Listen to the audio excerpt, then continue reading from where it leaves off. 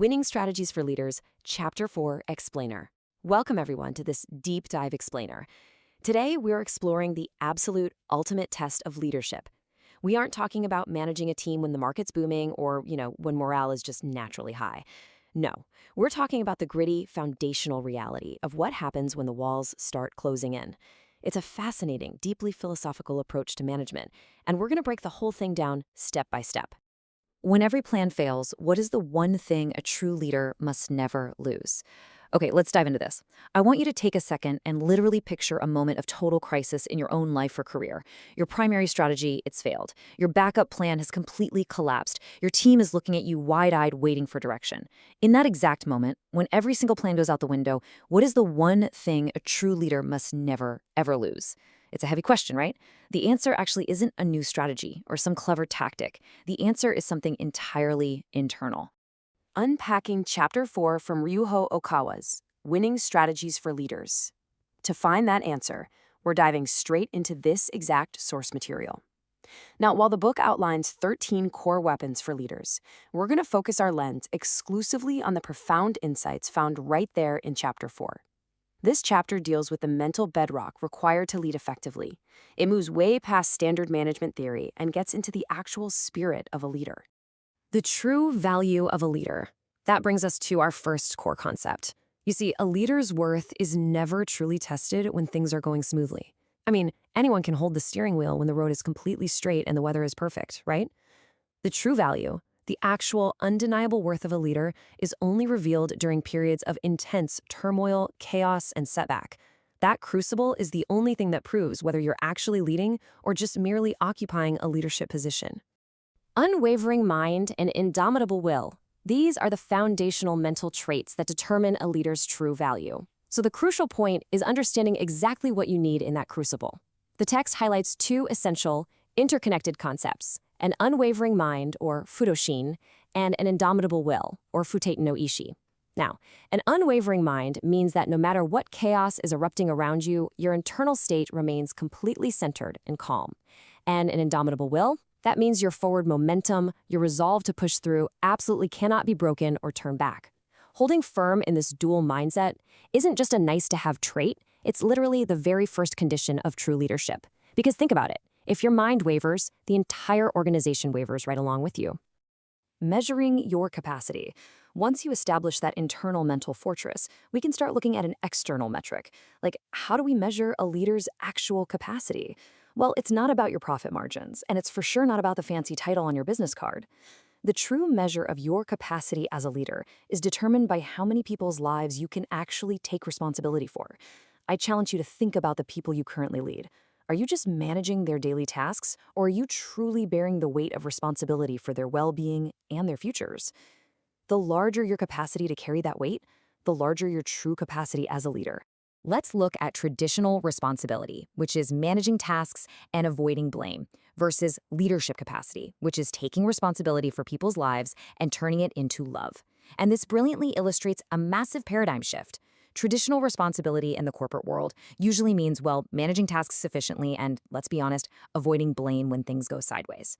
But true leadership capacity is taking responsibility for people's lives and actively turning that responsibility into love.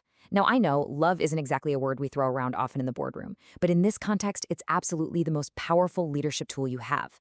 It means an empathetic, profound dedication to your team. It means caring so deeply about their success and survival that failure just simply isn't an option you'll accept for them. Maintaining a broad perspective. But what happens when failure starts creeping in anyway? Because let's face it, it will. This is where you need taikyokukan, or a broad perspective. When your team faces inevitable setbacks, when a project completely tanks, or when negative results just start piling up, your perspective is your absolute lifeline. A leader without a broad perspective will get dragged right down into the weeds of a single failure. But a leader with a broad perspective, they step back.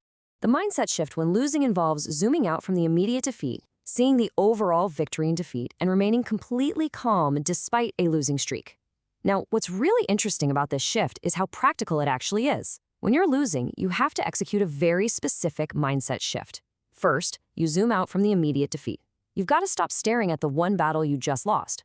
Second, you look at the overall victory and defeat. You have to see the entire war, that Taiyokyo-kan. And third, because you're looking at the grand scheme of things, you can remain completely calm despite a losing streak. You understand that losing a few battles is just a mathematical reality of fighting a long war. You don't panic, you analyze, you adjust, and you keep moving forward with that unwavering mind we talked about earlier. The ultimate courage of Kaishu Katsu. Let's move to and see how this builds into a real-world anchor. The text brings up a genuinely fascinating historical reference to illustrate this exact point, the ultimate courage of Kaishu Katsu. When we talk about a broad perspective and an indomitable will, we need an example of someone who faced the absolute brink, someone who looked total defeat right in the eye and didn't even blink. Overcoming extreme hardship. Number 1, exhaust all possible measures and plans. Number 2, rely on pure, unadulterated courage. Kaishu Katsu represents a very specific, extreme situation in leadership. What do you actually do when you're facing extreme hardship and you have literally 0 strategic options left? Step 1, you exhaust all possible measures and plans. You try every tactic, you pull every lever, you run every single scenario. But then comes step 2. When every single plan has failed, when pure logic says it's totally over, you rely on pure, unadulterated courage. This is the exact moment where management ends and true, raw leadership begins. When all measures are exhausted, overcome difficulties with sheer courage. It all boils down to this incredibly powerful philosophy. Just let that sink in for a second. It proves that the concepts of an indomitable will and an unwavering mind aren't just theoretical fluff. They're the actual mechanisms that pull you through your darkest hours. When the spreadsheet has no answers, when the consultants have absolutely no advice, your sheer courage and your love for the people you're responsible for is the only thing that will carry the day.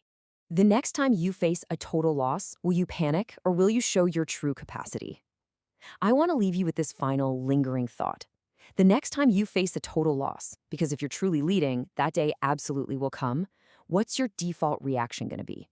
Will you panic and let your mind waver? Or will you zoom out, tap into that sheer, unadulterated courage, and finally show the world your true capacity? The choice is entirely yours. Thanks so much for joining me for this explainer, and I really hope this gives you a powerful new lens for your own leadership journey.